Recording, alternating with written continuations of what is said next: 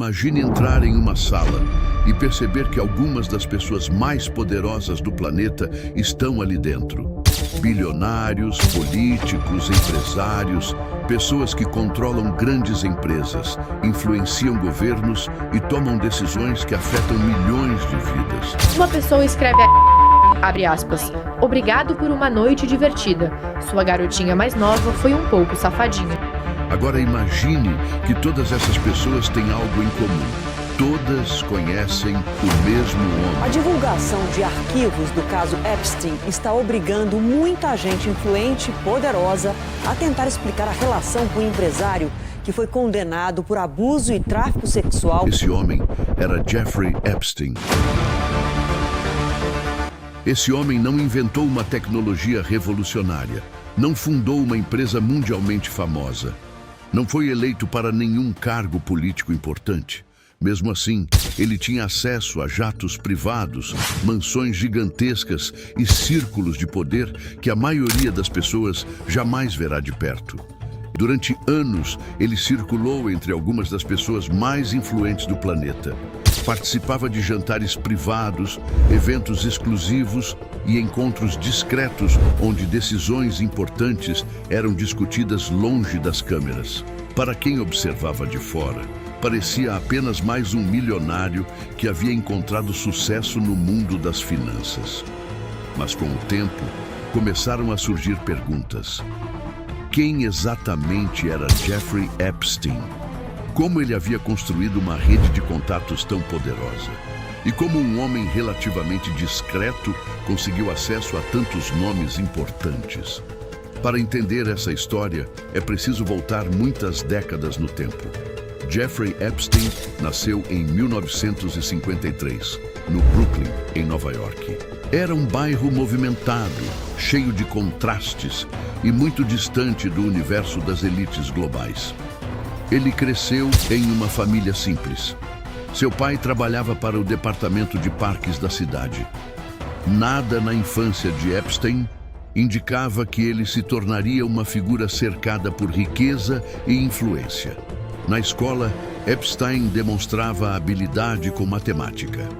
Essa habilidade acabou abrindo algumas portas. Ele conseguiu um emprego como professor em uma escola privada prestigiada de Nova York. Essa escola era frequentada por filhos de famílias extremamente ricas. Muitos dos estudantes eram filhos de banqueiros, empresários e executivos importantes. Foi ali que Epstein teve seu primeiro contato direto com o mundo da elite financeira. Imagine um jovem professor cercado por estudantes cujos pais controlavam grandes empresas e fortunas gigantescas. Aos poucos, Epstein começou a perceber algo importante. Riqueza não era apenas sobre dinheiro, era sobre acesso. Acesso a pessoas, acesso a oportunidades, acesso a redes de influência. Depois de algum tempo ensinando, Epstein decidiu deixar a escola. Ele queria entrar no mundo das finanças. Eventualmente surgiu uma oportunidade inesperada. Uma das maiores empresas financeiras de Wall Street, a Bear Stearns, lhe ofereceu um emprego. Isso era incomum porque Epstein não havia concluído a universidade. Mesmo assim, ele conseguiu entrar no ambiente altamente competitivo de Wall Street. Dentro da empresa, ele começou a trabalhar com clientes extremamente ricos. Era um ambiente onde grandes fortunas eram administradas e onde decisões financeiras complexas eram tomadas todos os dias. Epstein parecia ter uma habilidade específica. Ele sabia se aproximar das pessoas certas. Ele entendia como conversar com pessoas ricas, sabia como ganhar confiança, sabia como se mover em ambientes exclusivos. Depois de alguns anos, Epstein deixou a Bear Stearns. Mas agora ele tinha algo muito mais valioso do que um emprego. Ele tinha contatos. Ele começou a se apresentar como uma espécie de consultor financeiro privado.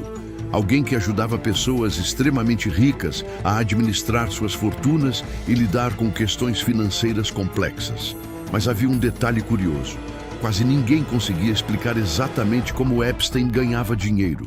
Não existia uma empresa enorme por trás dele. Não existia um produto claro. Não havia um negócio público fácil de entender. Mesmo assim, seu estilo de vida começou a crescer rapidamente.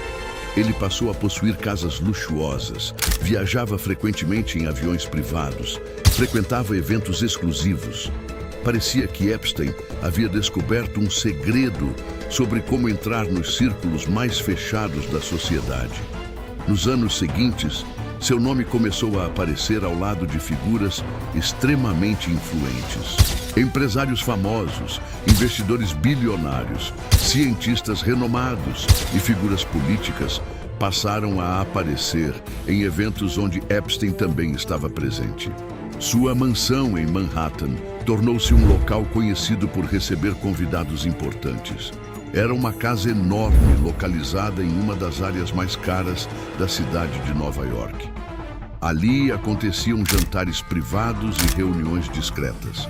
Era o tipo de lugar onde pessoas poderosas podiam conversar longe da atenção pública. Epstein parecia entender algo fundamental sobre o mundo dos super-ricos. Eles valorizam duas coisas acima de tudo: privacidade e acesso. Quem consegue oferecer essas duas coisas se torna extremamente valioso dentro desse círculo. Com o passar dos anos, Epstein começou a adquirir propriedades em diferentes partes do mundo. Uma das mais famosas foi uma ilha privada no Caribe. À primeira vista, o lugar parecia um paraíso tropical. Águas claras, praias tranquilas e paisagens impressionantes. Convidados viajavam para lá em aviões privados. Alguns eram empresários, outros cientistas ou figuras públicas. Mas a lista completa de visitantes nunca ficou totalmente clara. Além da ilha, Epstein também possuía um jato particular que voava regularmente entre cidades importantes como Nova York, Paris, Flórida e o Caribe. Esse avião tornou-se um símbolo de seu estilo de vida e de sua rede de conexões. Dentro desse avião, viajaram pessoas extremamente influentes.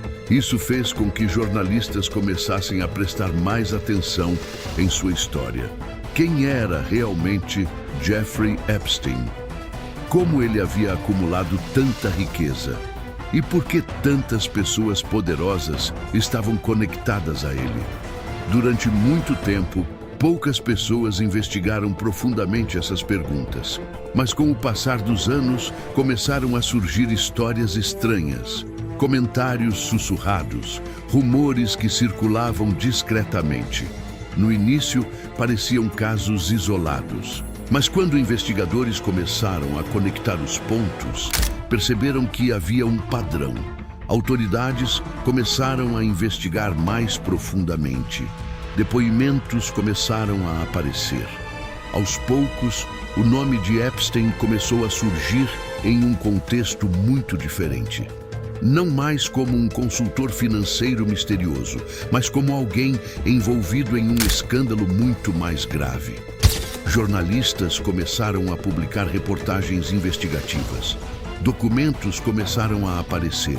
Histórias começaram a circular. E lentamente o público começou a perceber algo inquietante. A história de Epstein era muito maior do que parecia. Agora não se tratava apenas de um homem. Tratava-se de uma rede inteira de conexões que incluía algumas das pessoas mais influentes do planeta. Quando histórias desse tipo surgem, a situação se torna complicada. Pessoas poderosas possuem recursos, influência e acesso a advogados e especialistas. Isso pode tornar investigações muito mais difíceis. Mesmo assim, a história começou a ganhar atenção internacional. Grandes jornais passaram a cobrir o caso. Programas de televisão discutiam as revelações. O homem que durante anos havia circulado silenciosamente entre bilionários, agora estava no centro de um escândalo global. As pessoas começaram a examinar fotos antigas, registros de voos, eventos e encontros. Qualquer evidência de conexão passou a ser analisada. Alguns nomes conhecidos apareceram em reportagens. Outros negaram qualquer ligação profunda. Muitos afirmaram que haviam conhecido Epstein apenas superficialmente. mas o público queria respostas. Como um homem com um passado tão controverso conseguiu manter conexões tão poderosas por tanto tempo? Investigadores começaram a reunir provas e coletar testemunhos. Parecia que finalmente toda a história poderia vir à tona. Então, em julho de 2019, Jeffrey Epstein foi preso novamente em Nova York. A notícia correu o mundo em poucas horas. O homem que por anos havia circulado entre bilionários agora estava detido em uma prisão federal. As acusações eram graves e o caso prometia revelar muito mais sobre sua rede de conexões. A atenção mundial explodiu. Jornais internacionais publicaram manchetes. Programas de televisão analisaram cada detalhe. Nas redes sociais, milhões de pessoas discutiam o caso. Mas poucas semanas depois, algo inesperado aconteceu. Em agosto de 2019, Jeffrey Epstein foi encontrado morto em sua cela na prisão. A notícia chocou o mundo. Imediatamente surgiram inúmeras perguntas, como isso poderia ter acontecido em uma prisão federal. Por que certas medidas de segurança falharam? Por que não havia vigilância adequada naquele momento? Investigações internas foram abertas, mas o episódio alimentou inúmeras especulações e debates. Algumas pessoas acreditam que a verdade completa talvez nunca seja totalmente conhecida. Outras acreditam que investigações futuras ainda poderão esclarecer mais detalhes. Mesmo após sua morte, processos civis continuaram. Documentos foram analisados e vítimas continuaram buscando justiça. A história de Jeffrey Epstein não é apenas a história de um homem. É também uma história sobre poder, influência e redes de relacionamento que operam em ambientes extremamente fechados. Ela levanta perguntas importantes sobre transparência, responsabilidade e a maneira como pessoas poderosas interagem dentro de círculos exclusivos. Anos depois, o caso ainda gera debates em todo o mundo. Ainda levanta perguntas e ainda deixa muitas pessoas tentando entender como um homem aparentemente discreto conseguiu se posicionar no centro de uma das redes de poder mais controversas da história recente.